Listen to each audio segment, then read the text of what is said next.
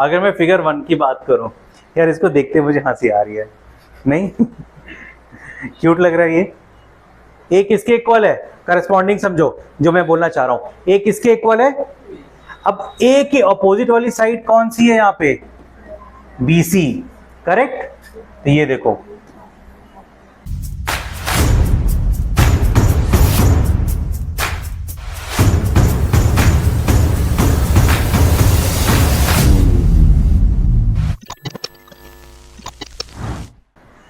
Class 9 में हमने क्या पढ़ा था? ट्रायंगल्स के बीच में क्या रिलेशन पढ़ा था? कॉन्ग्रुएंसी का। दो ट्रायंगल कॉन्ग्रुएंट कब होते हैं? तो उनके कुछ 5 रूल्स थे। कौन से रूल्स थे वो? SSS, ASA, SAS, RHS and so on, total AAS। So total 5 rules थे। उन रूल्स के हिसाब से हमने दो ट्रायंगल्स को क्या प्रूव किया था? कॉन्ग्रुएंट। कॉन्ग्रुएंट का मतलब होता है बिल्कुल सेम, मतलब उनका लेंथ, उनके एंगल्स।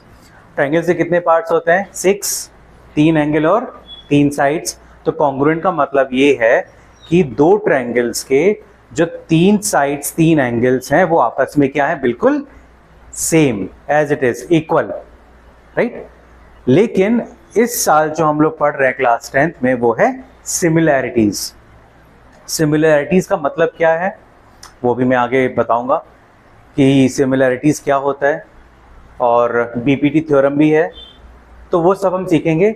लेकिन बेसिक मतलब लास्ट ईयर तो हमको दो ट्रायंगल्स के बारे में कॉन्ग्रुएंसी का बताया था, बट इस साल हमें सिमिलैरिटी के बारे में बताया जा रहा है। तो सिमिलैरिटी और कॉन्ग्रुएंट में डिफरेंस क्या है? कॉन्ग्रुएंसी तो पता है, बट सिमिलैरिटी क्या होती है? तो जब ये पता चल जाएगा, जब ये कंसेप्ट क्लियर हो जाएगा कि सिमिलैरिटी क्या होती है, तो अपने आप समझ में आ जाएगा कि डिफरेंस क्या है। और उस सिमिलैरिटी से एक थ्योरम निकल के आए। एक्चुअल में जो बीपीटी थ्योरम बोलते हैं ना, बेसिक प्रोपोर्शनैलिटी थ्योरम, या फिर उसको क्या बोलते हैं? Thales theorem. तो जो मैथमेटिशियंस थे थेल्स, उन्होंने एक चीज ऑब्जर्व की। जब दो ट्रायंगल सिमिलर थे तो एक थ्योरम तो दिया ही दिया, बट एक चीज उन्होंने ऑब्जर्व किया। वो क्या ऑब्जर्व किया मैं आपको बताऊंगा आगे, ठीक है? स्टार्ट करें।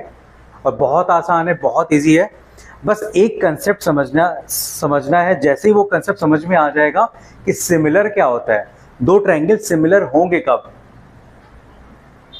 तो बहुत आसानी से समझ में आ जाएगा। क्वेश्चंस कैसे सॉल्व करना है उसकी भी स्ट्रेटेजी बताऊंगा मैं। सारे क्वेश्चन सॉल्व हो जाएंगे। सिर्फ 3 थ्योरम याद रखना है तुमको, और वो 3 थ्योरम याद रखने के बाद सारे क्वेश्चंस सॉल्व हो जाएंगे, ठीक है? स्टार्ट करते हैं। तो ट्रायंगल्स में क्या दिया है? Chapter 6 now. तो कंसेप्ट ऑफ इन मॉड्यूल, तो बेसिकली हम क्या पढ़ने वाले हैं? पहला, सिमिलर फिगर्स होते क्या है, ठीक है? और क्या पढ़ने वाले हैं? सिमिलर फिगर्स क्या होते हैं। देन पहले देखेंगे कि सिमिलर फिगर्स है क्या। Second, similarity of triangles. दो ट्रायंगल्स हैं, उनके बीच में सिमिलैरिटी कैसे होती है, राइट? कैसे पता चलेगा कि दो ट्रायंगल्स सिमिलर हैं। और फिर उसके बाद क्राइटेरिया क्या होता है। जैसे क्राइटेरिया था ना हमारे पास लास्ट ईयर, क्या क्राइटेरिया था? ट्रायंगल्स को कॉन्ग्रुएंट प्रूफ करने के 5 क्राइटेरिया से, SSS, SAS, ASA, AAS, RHS, ये क्राइटेरिया था। उसी तरीके से सिमिलर प्रूफ करने के लिए, दो ट्रायंगल्स को सिमिलर प्रूफ करने के लिए क्या होगा? क्राइटेरिया होगा, राइट? और वो क्या क्राइटेरियाज होंगे वो सब हम पढ़ने वाले हैं अभी के इस मॉड्यूल में, ठीक है? तो सबसे पहले सिमिलर फिगर्स क्या होता है, ओके? तो ऑलराइट, दिख रहा है? पहला फिगर दिखा, टोटल 4 है। This is the first, second, ये है थर्ड, ये है फोर्थ। क्या ऑब्जर्व कर रहे हो आप लोग इसमें से? सीधा बताना, चारों फिगर में क्या ऑब्जर्व कर रहे हो? अगर मैं फिगर 1 की बात करूं, यार इसको देखते मुझे हंसी आ रही है, नहीं? क्यूट लग रहा है ये, नहीं? कैसे लग रहा? फनी? अच्छा, फनी लग रहा है। तो दोनों जो पपीज हैं वो दोनों बिल्कुल सेम है, राइट? लेकिन डिफरेंस क्या है? एक छोटा है और एक बड़ा है, राइट, लेकिन बिल्कुल दोनों सेम, फोटो एक्चुअली एक ही है, बट ये बड़ी लार्ज फोटो है और ये छोटी फोटो है। सिमिलरली सेकेंड में बटरफ्लाई, तो ये बड़ी बटरफ्लाई है और ये छोटी, दैट मीन्स इमेज छोटा है लेकिन दोनों बिल्कुल same as it is, same है दिख रहा है आपको, कहीं से भी लग रहा है कि ये बिल्कुल डिफरेंस है, इसकी जीभ देखो, इसकी जीभ, नाक देखो, इसके आंख देखो, इसके फर देखो, राइट। सेम बटरफ्लाई का भी वैसा ही है, जानते ही हो इनको कौन है ये, करेक्ट। तो इनकी नाक देखो और ये नाक देखो, बस नाक बड़ी है लेकिन सेम वही नाक छोटी है, राइट। तो ये डायग्राम्स आपको क्या है, ये सारे के सारे डायग्राम क्या है, सिमिलर, बट कॉन्ग्रुएंट नहीं है। कॉन्ग्रुएंट का मतलब ये होता है कि अगर एनसीईआरटी की बुक आपके पास है, राइट, देना जरा, हाँ पास करना। तो कॉन्ग्रुएंट मतलब ये है कि ये जो एनसीईआरटी की बुक है, तो आप किसी भी शॉप में जाओगे तो आपको इस बुक का जो ये विड्थ है और लेंथ है बिल्कुल सेम मिलेगा।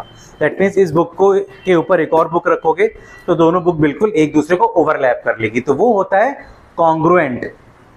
क्योंकि कॉन्ग्रुएंट मतलब कि इस बुक का जो विड्थ है, लेंथ है, बिल्कुल सेम होगा दूसरी बुक के, तो दोनों बुक क्या हो गए, कॉन्ग्रुएंट। लेकिन सिमिलर में जरूरी नहीं है कि कॉन्ग्रुएंट हो। दैट मीन्स इस फोटो का जो विड्थ है, लेंथ है, इसकी ये जो पिक्चर आपको दिख रहा है, ये दोनों क्या है, दिखने में बिल्कुल एक जैसे हैं लेकिन इनका विड्थ सेम नहीं है, राइट। अब अगर सर्किल, ये सर्कुलर शेप है, तो सर्कुलर शेप में भी आपको क्या दिख रहा है, अगर ये सर्कुलर शेप है, इसका कुछ ना कुछ तो रेडियस होगा, इसका भी कुछ रेडियस होगा, राइट। दोनों सर्किल का रेडियस क्या है, अलग अलग है, लेकिन है तो सर्किल ही ना। तो ये दोनों क्या हो गए, सिमिलर। ये दोनों भी क्या हो गए, सिमिलर।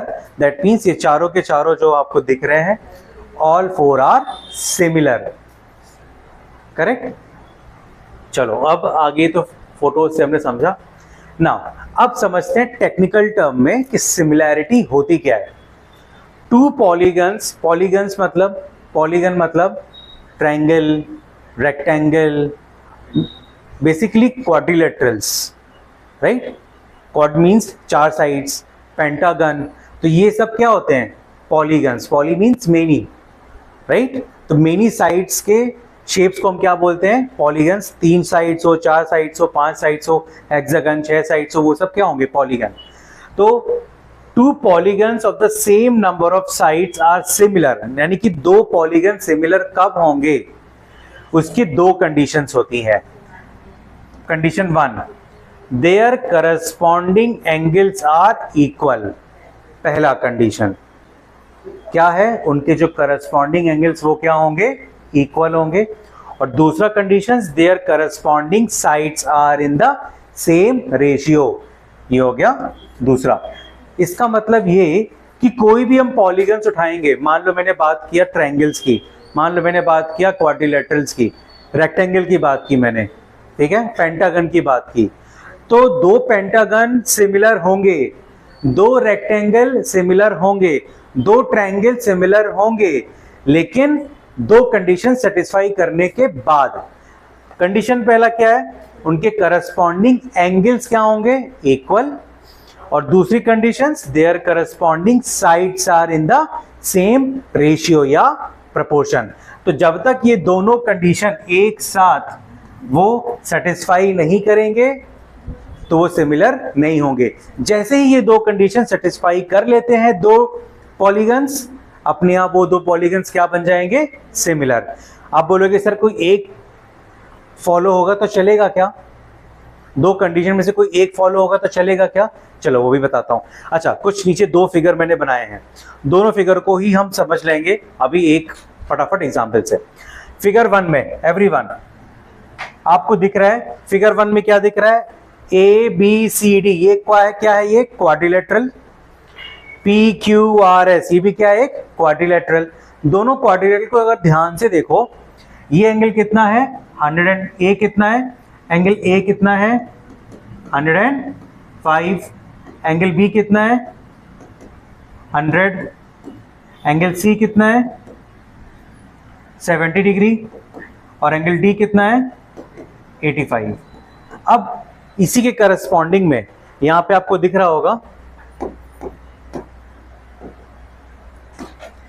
नीचे मैंने यहाँ ए लिया, यहाँ पे ये क्या है P, तो एंगल P क्या है यहाँ पे एवरीवन 105। उसके बाद एंगल Q कितना दिया है 100, एंगल R कितना दिया है 70 एंड एंगल S कितना दिया है 85। दैट मीन्स कि अगर मैं ये बोलूं ये A वाला कितना है 105, तो A किसके इक्वल हो गया P के, B किसके इक्वल हो गया Q के, देन 85, यहाँ पे भी 85, 70, ये भी 70। तो चारों एंगल्स क्या है यहाँ पे everyone, all 4 angles are equal. तो पहला कंडीशन तो सेटिस्फाई हो गया। अब उन्हीं के करस्पॉन्डिंग में उनका साइड का रेशियो चेक करना है कि इक्वल है कि नहीं। ऑलराइट, अब साइड का रेशियो इक्वल चेक करते हैं। इधर देखो ए बी कितना है 1.5 डिवाइड बाई नीचे वाला 3 is equals to 2.5 divide by ये वाला साइड विच इज 5, ऊपर का 4.8 डिवाइड बाई, सॉरी 4.8 नहीं, क्योंकि हम कौन सा ले रहे हैं पहले छोटा वाला, सो 2.4 divide by 4.8 and 2.1 divide by 4.2। अब ये मुझे बताओ इन सब का रेशियो क्या इक्वल आ रहा है, चेक करो। 1.5 2 टाइम्स 3 होता है, 2.5 2 टाइम्स ये भी 2 आ गया, ये भी आ गया 2, ये भी कट करके आ जाएगा 2। तो सबका 1/2 equals to 1/2 equals to 1/2 equals to 1/2। That means इनके साइड्स का रेशियो भी क्या आ गया इक्वल आ गया, राइट। सो दो कंडीशन सेटिस्फाई हो गई। कौन सी दो कंडीशंस थी, पहला करस्पॉन्डिंग एंगल। अच्छा, करस्पॉन्डिंग का मतलब क्या होता है पता है, अगर मैंने एंगल 105 इधर लिया लेफ्ट नीचे वाला, तो उधर भी लेफ्ट नीचे वाला 105 आ गया, इधर राइट का 100 दिया है, इधर नीचे राइट वाला 100। अब ऊपर की तरफ जाओगे तो उधर ऊपर कॉर्नर वाला कितना है 70, यहाँ पे भी कितना है 70, देन 85, यहाँ पे भी 85। अब सेकेंड सेंटेंस पढ़ना, क्या लिखा है, देयर करस्पॉन्डिंग साइड्स, उनके साइड्स का रेशियो, कोई भी साइड्स का रेशियो नहीं निकालेंगे, मतलब ये नीचे वाला डिवाइड बाई ऊपर वाला नहीं कर सकते हम। क्यों? क्योंकि जब हमें पता है कि 105 और ये 100 सीक्वेंस में मैंने लिख लिया, सीक्वेंस में लिखा, पहले क्या लिखा 105 100 70 85, यहाँ पे भी सीक्वेंस में दिया हुआ है। तो अगर मैंने नीचे वाला साइड लिया है तो नीचे वाले साइड का रेशियो नीचे वाले के साथ, अगर राइट हैंड साइड का ये वाला लिया है मैंने तो राइट हैंड साइड के इस साइड का रेशियो, अगर इसका ऊपर वाला लिया है तो इसके ऊपर वाले के साथ इसके ऊपर वाले के साथ रेशियो, तो इनका रेशियो आपस में क्या होना चाहिए है इक्वल। अब चेक करो जो फिगर 2 है, क्या फिगर 2 का इक्वल है कि नहीं है एवरीवन। तो इसका मतलब होता है 90, करेक्ट। ये क्या हो गया 90 90 90 और ये 90, चारों 90, इसमें भी चारों क्या हो गए 90। और जब चारों 90 है तो चारों क्या हो गए, पहला corresponding angles are equal, corresponding angles क्या हो गए इक्वल, फर्स्ट कंडीशन सेटिस्फाई किया, ठीक है। अब सेकंड, उनके करस्पॉन्डिंग रेशियोज क्या होने चाहिए है इक्वल होने चाहिए। चलो क्रॉस चेक करते हैं, ये 3 हो गया, तो पहला अगर मैंने ये वाला लिया पहला, तो ये पहला लूंगा 3/3 इज इक्वल्स टू, अब दूसरा नीचे वाला 3 लिया 3/3.5 इज इक्वल्स टू ये वाला 3 इसका ये 3 इज इक्वल्स टू ऊपर का 3/3.5। ये 3 कट के 1 आया, 3 कट के 1 आया, बट ये 3/3.5, क्या ये रेशियो इक्वल आ रहा है सारा? नहीं आ रहा है, right, because 1 cannot be equals to 3/3.5 and 3/3.5 cannot be equals to 1 and 1 cannot be equals to 3/3.5. Ratio is equal आया ही नहीं। क्यों? क्योंकि अगर आप थोड़ा सा ऑब्जर्व करोगे, जरा ध्यान से ऑब्जर्व करो, इसमें 3 3 3 3 ये क्या हो गया? स्क्वायर। ये क्या है? 3, ये क्या है? 3.5, और ये क्या है? 3 और ये 3.5, मींस इसके अपोजिट वाला साइड क्या है? इक्वल। इसके अपोजिट साइड वाला क्या है? इक्वल। दैट मींस ये क्या है? रेक्टेंगल। अब एक बार बताओ, रेक्टेंगल और स्क्वायर क्या सिमिलर हो सकते हैं? बिल्कुल नहीं। तो जब हम लोग, आपने एक क्वेश्चन पूछा था ना कि सर अगर दोनों में से कोई भी एक कंडीशन सेटिस्फाई किया तो क्या सिमिलर होगा? मेरा आंसर है नहीं। क्यों? क्योंकि खुद ही बताओ, रेक्टेंगल और स्क्वायर में एक कंडीशन तो सेटिस्फाई होती है, वो क्या है? चारों एंगल्स क्या होंगे? इक्वल होंगे, लेकिन उनके साइड्स का रेशियो कभी भी इक्वल नहीं आ सकता। तो obviously rectangle and square they can never be a similar figure. Clear है? आया समझ में इस एग्जांपल से? चलो, अब ये तो पॉलीगन की बात थी। अब हम क्या पढ़ेंगे? Similarities of triangle. तो अभी सिमिलैरिटीज मैंने आपको बताया, दो कंडीशन सेटिस्फाई करना चाहिए है। वो दो कंडीशंस क्या है? What are these two conditions? First condition is उनके करस्पॉन्डिंग एंगल्स इक्वल होने चाहिए है, एंड सेकंड कंडीशन इज उनके करस्पॉन्डिंग साइड्स का रेशियोज इक्वल होना चाहिए है। तो सेम यही मैं किस में अप्लाई करूंगा? ट्रायंगल में। ठीक है, ट्रायंगल में भी हमको देखना है, क्या देखना है?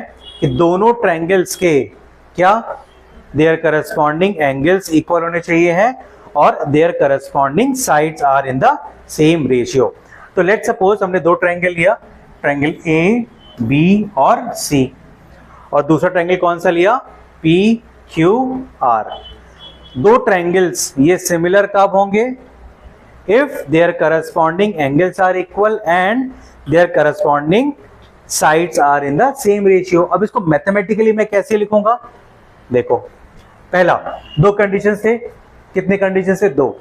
तो नाउ कंडीशन 1, अगर ये दो ट्रायंगल को आप सिमिलर करना चाहते हो तो ये देखो, ये ए और ये पी आपस में क्या होने चाहिए है?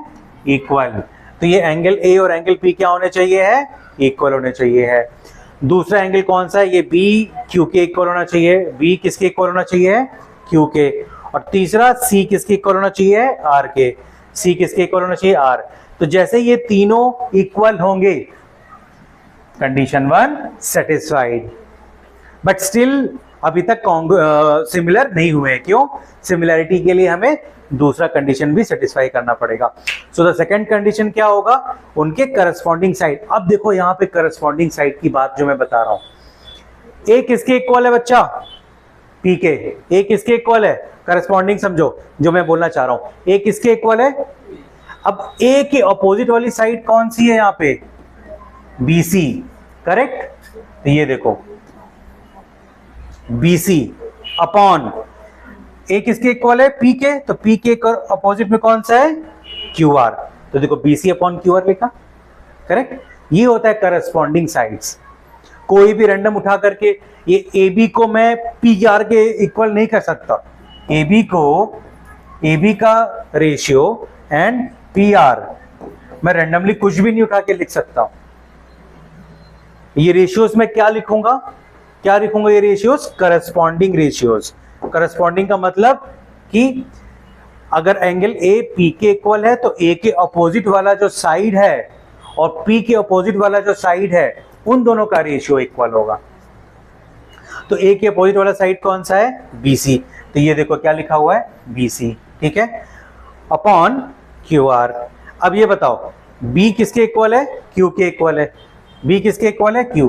तो बी के अपोजिट वाला साइड कौन सा है? ए सी। तो देखो यहां पे हमने क्या लिखा है? ए सी। और बी किसके इक्वल था? क्यू के। तो क्यू के अपोजिट में क्या है? P R. तो ए सी अपॉन पी आर। अच्छा, आप कोई भी ऊपर नीचे लिख सकते हो, मतलब कि जरूरी नहीं कि ए सी अपॉन पी आर, आप पी आर अपॉन ए सी भी लिख सकते हो, लेकिन पहले आपको चूज करना पड़ेगा कि पहले साइड किस ट्रायंगल का लिखना है। अगर आपने पहला इस साइड, पहला साइड ऊपर न्यूमरेटर में अगर आपने ऊपर वाले ट्रायंगल का लिखा है तो हर बार आपको ऊपर न्यूमरेटर में इसका ही साइड आएगा पहले। मतलब क्या कि अगर मैंने बोला ये दोनों ट्रायंगल, मेरा क्राइटेरिया क्या हो गया, फुलफिल हो गया। चलो अभी बता देता हूं मैं, क्राइटेरिया क्या हो गया, फुलफिल हो गया, तीनों करस्पॉन्डिंग एंगल्स क्या हो गए, इक्वल हो गए, ठीक है। अब मान लो मैंने बोला मेरा मन नहीं कर रहा है कि मैं पहला वाला लूं, मेरा मन कर रहा है कि मैं दूसरा वाला ट्रायंगल लेता हूं पहले। अब P किसके इक्वल हो गया, उल्टा स्टेटमेंट लिखते हैं ना, उल्टा स्टेटमेंट लिखते हैं, A P के इक्वल हो गया, A P के इक्वल हो गया। मैंने कहा नहीं, मेरा फेवरेट PQR है। P किसके इक्वल हो गया, एंगल A के, ठीक है।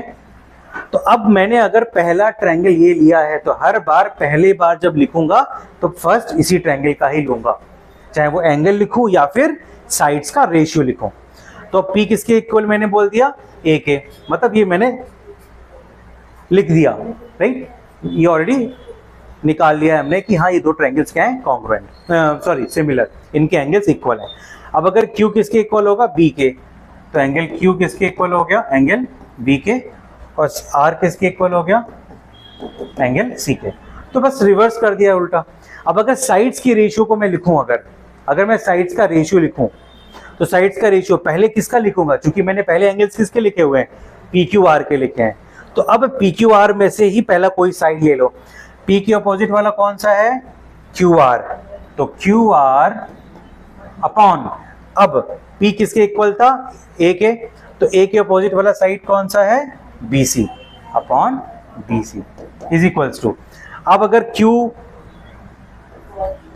के अपोजिट वाला साइड क्या है, PR अपॉन Q किसके इक्वल है, B के upon AC is equals to, R के अपोजिट में साइड कौन सा है, PQ अपॉन C के अपोजिट में साइड कौन सा है, AB। देखो सेम वही है, बस हमने क्या कर दिया, इसको रिवर्स में लिख दिया है। तो ये सिमिलैरिटी में जब हम साइड्स का रेशियो लिखते हैं ना, ये बहुत इंपॉर्टेंट है, ठीक है, आया समझ में, ठीक है। नेक्स्ट, अब दो ट्रायंगल सिमिलर होते तो हैं, लेकिन उनको जैसे हम लोग कॉन्ग्रुएंट के लिए बोलते हैं ना, triangle ABC is congruent to triangle PQR, तो उसके लिए हम लोग एक कॉन्ग्रुएंसी का क्या सिंबल लगाते थे।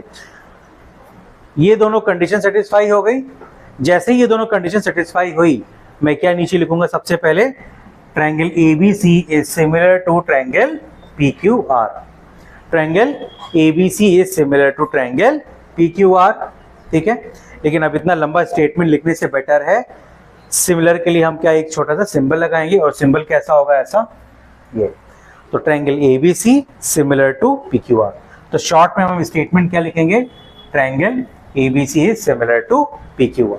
ऐसे लिखने की जरूरत नहीं है स्टेटमेंट, बस एक सिंबल लगा दो, ट्रायंगल्स का दोनों का नाम लिखो जो सिमिलर है, और बीच में ऐसा उड़ता हुआ साइन लगा दो, ठीक है। ऑलराइट, नेक्स्ट, ओके, ये बहुत इंपॉर्टेंट है समझना, और यही पे मैक्सिमम बच्चे करते हैं। और मैं आपको बताऊं, MCQ में एक आध क्वेश्चन ऐसा आ ही जाएगा, और डेफिनेटली दे रहे हैं और देना भी चाहिए। काफी बच्चों को ये क्लियर नहीं है। क्या, देखो, दो ट्रायंगल सिमिलर है, कौन से ट्रायंगल, सीक्वेंस याद रखो, ABC, ठीक है। A में सिंगल लाइन, B में डबल लाइन, C में ट्रिपल लाइन, ठीक है। डायग्राम देख के तो समझ में आ रहा है ना कौन सा एंगल किसके करस्पॉन्डिंग इक्वल है। तो A किसके इक्वल है, P के, B किसके इक्वल है, Q के, C किसके इक्वल है, R के। तो जब तुम उसको उठा करके ट्रायंगल को ठीक इसके ऊपर रखोगे तो कैसा शेप मिलेगा, कुछ ऐसा शेप मिलेगा, करेक्ट। इसको उठा करके ऐसे करके इसके ऊपर रखोगे, तो A को इस P के ऊपर रखोगे, क्योंकि दोनों एंगल सेम है तो बिल्कुल ओवरलैप कर जाएगा, ठीक। अब इस ट्रायंगल को उठा के रखोगे तो ये यहाँ पे B और C यहाँ पे एक इंटरसेक्टिंग बनेगा, क्योंकि इसी लाइन के ऊपर ही होगा। क्यों, क्योंकि ये एंगल इक्वल है, दोनों ट्रायंगल क्या है, सिमिलर है।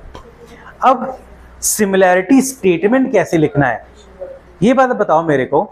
अगर मैंने बोला ट्रायंगल ABC, क्या बोला मैंने, triangle ABC similar to triangle PQR, दो ट्रायंगल सिमिलर है, ABC किसके सिमिलर है, PQR के। तो इसका जो सीक्वेंस लिखते हैं ना, ABC और PQR, हम रैंडमली नहीं ले सकते, हम ऐसे नहीं कुछ लिख सकते कि ट्रायंगल ए बी सी या फिर पी आर क्यू, बिल्कुल नहीं। ये मुझे बताओ आप लोग कि कौन सा एंगल किसके इक्वल है, कौन सा एंगल किसके इक्वल है? ए किसके इक्वल है? पी के। ए किसके इक्वल है? पी के। बी किसके इक्वल है? क्यू के। सी किसके इक्वल है? आर के। ये सब लिखा है स्टेटमेंट। तो ट्रायंगल का नाम कैसे देंगे? जो जिस सीक्वेंस में लिखा है, तो ट्रायंगल क्या हो जाएगा? A B C. ट्रायंगल क्या हो जाएगा? A B C. तो A B C congruent, sorry, similar to P Q R. तो ये जो सीक्वेंस में लिखा है उसी सीक्वेंस में ही हमको ये सिमिलैरिटी लिखना पड़ेगा। नहीं तो तुमने सीक्वेंस अगर चेंज किया, आपने पी क्यू आर की जगह पी आर क्यू लिख दिया या आर पी क्यू लिख दिया, गलत हो जाएगा। नहीं आया समझ में? करेक्ट। ऐसा क्यों? क्योंकि भाई ए किसके इक्वल है? पी के। तो जब ये देखो ए किसके इक्वल है? पी के। बी मिडिल वाला किसके इक्वल है? क्यू के। और सी किसके इक्वल है? आर। राइट। अगर मैं उल्टा लिखूंगा तो क्या होगा, मैं आपको दिखाता हूं अगला। अच्छा, इसका ये सीक्वेंस एक लिख सकते हैं, दूसरा सीक्वेंस किस तरीके से लिख सकते हैं? ऐसे।